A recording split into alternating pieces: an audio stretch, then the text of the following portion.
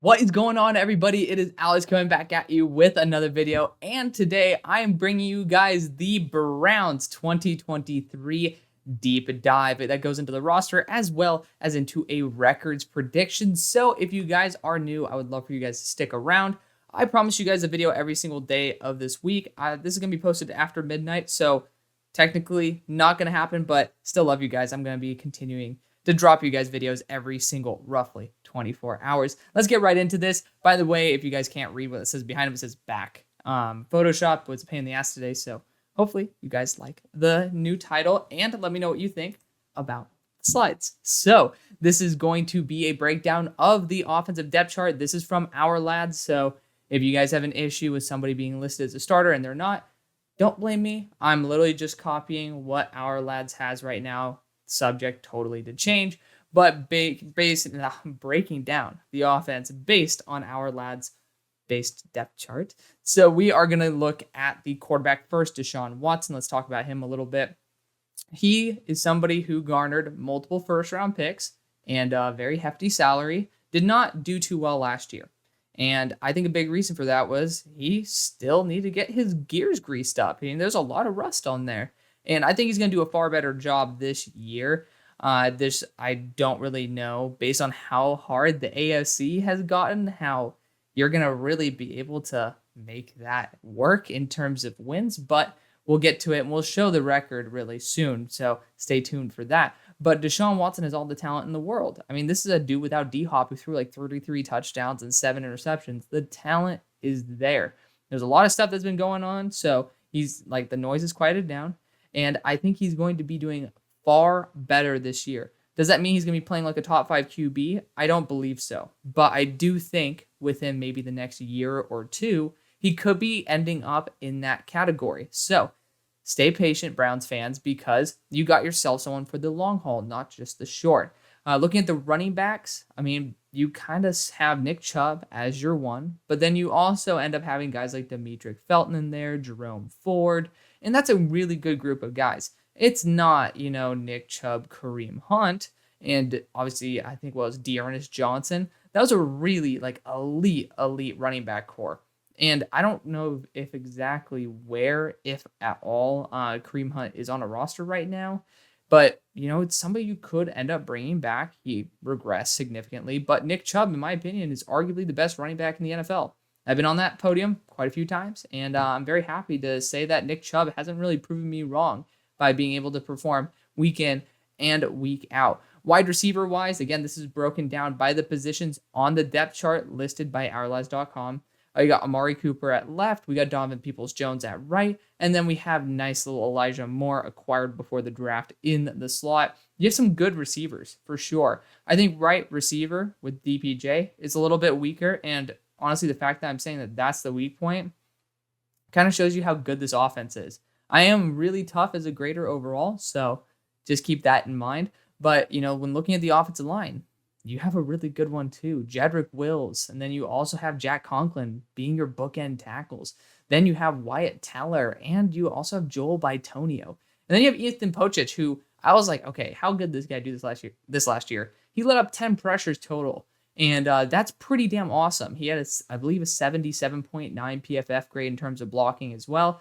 I really like seeing that. So you have a really solid offensive line here. Obviously, I think Nick Chubb might be the best running back in the NFL. I do think the running back room might be a little bit limited in terms of the guys behind him. I like both Ford and Felton, but I don't really think that they might bring to the table the way that a high-end RB2 would. So overall, giving it a B. I think that number 2 wide receiver is a big vacancy in an NFL. It's very pass-heavy. I think that overall the offensive line is solid. There's no super elite players there, but you got depth and you drafted really well. Overall, I think you guys are going to do a phenomenal job. Some key backups, and obviously I should not have put my ring light right over where I put the notable backups, but you got Cedric Tillman that you guys drafted as well. I think he's going to end up being your offensive rookie of the year. That's not for the NFL. I'm saying per team, per unit, what it's going to be. I think he's going to step up into that right wide receiver role because I think he's listed as a backup at left. I think he could end up stepping up as a starter at right. James Hudson, backup left tackle. You got DeJuan Jones and Luke Whippler, and then Jerome Ford. So really, really good group of dudes. And, I just think that you guys are in a very, very, very good spot. Watch out for Jerome Ford taking a lot of those big second carries that Nick Chubb might not be in the physical condition to take, because this team likes to use their running backs. So watch out for that. Watch out for Demetric Felton being a really good scat back. Overall, an amazing offense. I probably should have been a little bit nicer and given it a B+, but for me, I'm just a little bit worried about your number 2 wide receiver being somebody who I really wouldn't want as a starter. And then I like DPJ. I just don't think he should be a full-time starter. And I might be a hater for that. Obviously, forgot to mention David Njoku, really damn good tight end, got his money. And, I'm so happy to see that finally a Miami product is doing well again in the NFL. So good for him. Good for him. Happy to see that he ended up panning out. Now we have the defense. So lots to talk about here. Again, all of this is essentially broken down from ourlaws.com.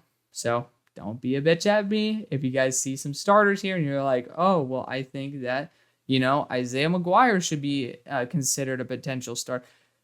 That was obviously not true, but you guys know where I'm going with this. But still, let's break it down by the defensive line and build outwards here. The defensive line is, I think, the strong suit here. You got Myles Garrett, Zadarius Smith just came on, and then you have Jordan Elliott as well as Dalvin Tomlinson. And then behind him, you have Siaki Ika as well as Perry and Winfrey. Perry and Winfrey was one of my favorite guys from the last class, and I thought it would be an amazing spot for him to grow. I think he could be the most improved player this year and end up being a stud on that defensive line in terms of pass rush.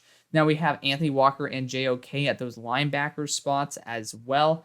I think that's perfectly fine. It's kind of weird because they actually only listed these positions. I don't believe they listed a left LLB or an SLB, because I know that there's a lot of places or a lot of teams that have an SLB listed, like the Eagles, for example. But no, it was just MLB and WLB, weak linebacker, and Will and Mike, excuse me. So you got JOK and Anthony Walker. If I flip those on the graphic, that's 100% on me. I was also doing this during class, so don't tell my professor. But then safety-wise, we got Grant Delpit as well as Juan Thornhill. Like to see Grant Delpit getting the respect that he deserved. Obviously, I think he had an injury before the draft, and he was supposed to be a really high pick. I remember I think the first draft I was really into Bengals draft content, and he was a big fan of him. So good to see Grant Delpit end up working out there, and Juan Thornhill, the acquisition in the offseason. Corner-wise, you have Greg Newsome in the slot, which is awesome. First-round pick from a year and a half to 2 years ago. And then you have Martin Emerson at right cornerback, which is amazing because I like Martin Emerson. And then Denzel Ward, obviously, I think former number 4 overall pick. Glad to see him panning out. But yes, some notable backups. You got Perry Winfrey and Siaki Ika, like I mentioned before. Cam Mitchell out of Northwestern that came in the draft this past year. Love that for him. He's going to be a nickelback / slot corner for you guys. Then you got Isaiah McGuire, my boy, there at right defensive end, number 3, but I think he'll climb up. And then Alex Wright at left defensive end. So yeah, we got rookie of the year, Isaiah McGuire, because there's like nobody who is young who's actually starting on this team. And I think Isaiah McGuire might be the only one who could potentially get some, positive reps, because he has had some really good success against Steelers' first round draft pick in Broderick Jones. But we'll see about that. And then Perry Winfrey, already mentioned that. Sleeper, Cam Mitchell, because I love him and he's a beast. Now, let's go over the schedule. Yes, this was a pain in the ass to put together, but I love you guys, and that's why I'm going to do this. Week number 1, Cincinnati. Y'all can't get mad at that. I mean, Deshaun's still getting the rust off. That's why I have him starting out 1 and 3. Pittsburgh, I think they're going to come out nice, hot, and heavy, and they also have a really good offensive line. I think Najee's going to be renewed, and that defense is looking great. I think the Steelers are going to do a very good job at the start of the year. We'll see about it, because you go to Tennessee, and it's another team that could run the ball, but I don't really have full trust in them this year. And I always end up hating on Tennessee, and I probably will continue to do so for the rest of my life. But, you got to do what you got to do. I think you guys are strong enough to beat Tennessee. I just think that rust is going to be a little bit difficult to get off. I also think that a team like the Steelers are going to have good boundary corners that are able to handle the wide receivers that you do have. Patrick Peterson and Joey Porter Jr. are great. Then you have Minka behind that. I want to see a team with really deep running back core go up against the Steelers, because I think the Steelers front is great and the linebackers are the big weakness there. But we'll get into that with the Steelers video later this week. Then we have Baltimore. Don't think I really need to explain that. I think Baltimore is a very challenging opponent for any team in the NFL. You have the bye week, and then you guys start firing. You go 8-5 right after that. San Francisco. Everybody thinks they're going to be some amazing team. They couldn't beat the Bears last year in a monsoon. Granted, it was a monsoon, but I mean, with Trey Lance, they haven't been able to do much. Brock Purdy's apparently throwing a couple times a week. Like, when are you going to be able to get that guy on the field? That'll heavily determine whether this ends up remaining a win. Then you have Indianapolis. I still think Richardson's going to have a little bit of a tough time with Myles Garrett coming after him, Zadarius Smith. I'm going to give that one to y'all. Seattle's a pain in the ass to go to and win. That's a really tough climate to go to, and they're really good at running the ball. I don't fully trust the linebackers to handle that type of workload. I think defensive interior could be much more of a weakness than the pass rush, and Seattle has a very good O-line. Arizona's Arizona. Baltimore and Steelers are Baltimore and Steelers. It's tough. You could toss those games up. I mean, it's in division. I totally can see the Steelers game flipping for you guys. But I just still think that Deshaun needs to get some of that rust off.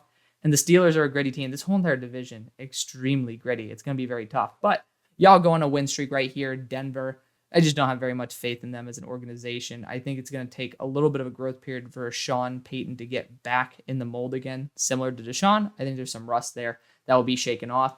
Rams, I just don't trust them anymore. I really don't. Jacksonville, you're in Cleveland, so I think that you guys have a really good advantage in terms of climate at that time of the year. Chicago, they're getting close, but I don't think they're there just yet. This team is very, very good.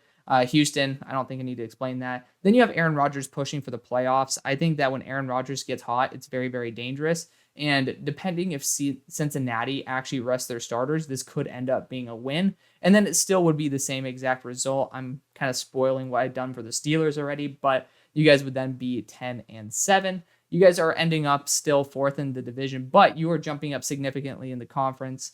12th and 9th doesn't sound like great, but at the end of the day, you're just missing the playoffs and you're at pick 17 instead of pick 12. This is a very, very tough AFC. I know y'all aren't going to want to hear that you don't make the playoffs. You have a very good team. You guys deserve to make the playoffs. That's the truth. You deserve to make the playoffs. We're just in a time where playoff teams aren't going to be making the playoffs. That's how stacked the AFC is. So NFC teams are probably going to have a little bit more luck, even though, unfortunately, they're it's a weird NFL. It's a weird NFL. So that is going to be the video, guys. Let me know what you think. Maybe, I already know I'm going to get a lot of feedback on the record here. Thank you guys so much for watching. See you guys on the far side. Peace.